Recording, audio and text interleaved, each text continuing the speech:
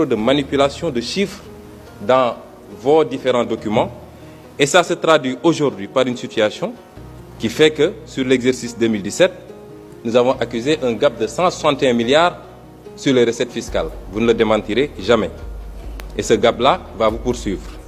Et à la fin du premier trimestre 2018, on est déjà à un gap de 40 milliards sur les recettes fiscales.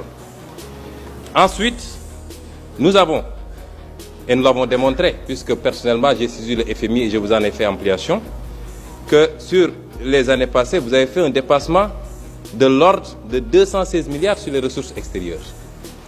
Et c'est extrêmement gravissime, ça veut dire que tous les chiffres que vous nous donnez, nonobstant votre rengaine habituelle sur les notations ou je ne sais quoi, tous les chiffres sont faux. Et voilà les causes de la difficulté de trésorerie, malgré les dénégations. Et ça conduit à quoi? Ça conduit à une frénésie de l'endettement, 61% sur le PIB. C'est inadmissible pour le Sénégal. Parlons des eurobonds, 100 milliards en 2009, 250 milliards en 2011, 250 milliards en 2014, 660 milliards en 2017 et 1184 milliards aujourd'hui. Et vous nous dites que vous n'avez pas de difficulté. Pourquoi cette frénésie de l'endettement? Pourquoi, dans le cadre de cette loi de finances-là, vous êtes encore dans cette dynamique de créer toujours et encore des taxes?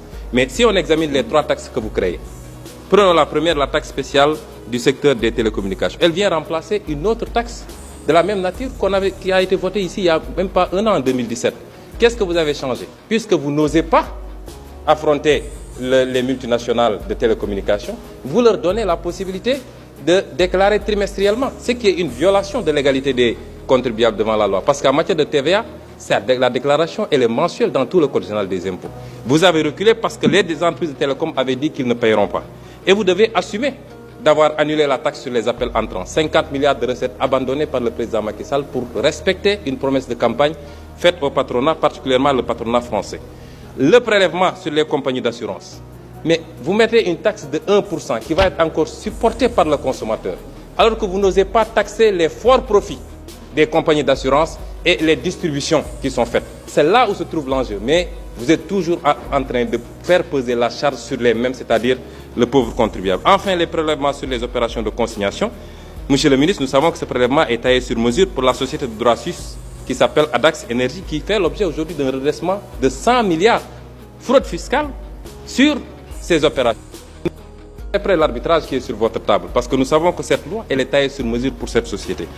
Et voilà que le président Macky Sall, sortant de son sommeil de Lyon, décore cette même société de l'ordre national du Lion. Les multinationales viennent ici, elles fraudent, elles grugent le fisc, mais on les décore après de l'ordre national du Lion. C'est très bien fait et puis on avance. Et comme d'habitude, parce que ce qu'on ne dit pas assez, c'est que cette société est impliquée dans le scandale de la SAR avec les 8 navires qui ont été commandés sans passer par le conseil d'administration. 400 milliards, vous êtes très informés de ce dossier. Et c'est cette société qui est décorée aujourd'hui. Et cette société qui mérite qu'on lui présente, qu'on fasse une loi spéciale, que nos 20 députés vont voter. Il y a une plainte aujourd'hui à Londres et une plainte au Sénégal. Notre Assemblée nationale aurait dû s'autosaisir si elle était digne de son nom. Et je sais très bien que le président de notre auguste Assemblée connaît bien cette société, presque propriétaire de Oryx, dont il a été lui-même actionnaire, même s'il se défend d'avoir cédé ses actions depuis 2006. Voilà ce qui se cache derrière cette loi de finances rectificative et comment le Sénégal est géré sous Macky Sall, c'est-à-dire c'est les lobbies, c'est les amis, c'est les intérêts et c'est la famille. C'est ça la gestion du Sénégal.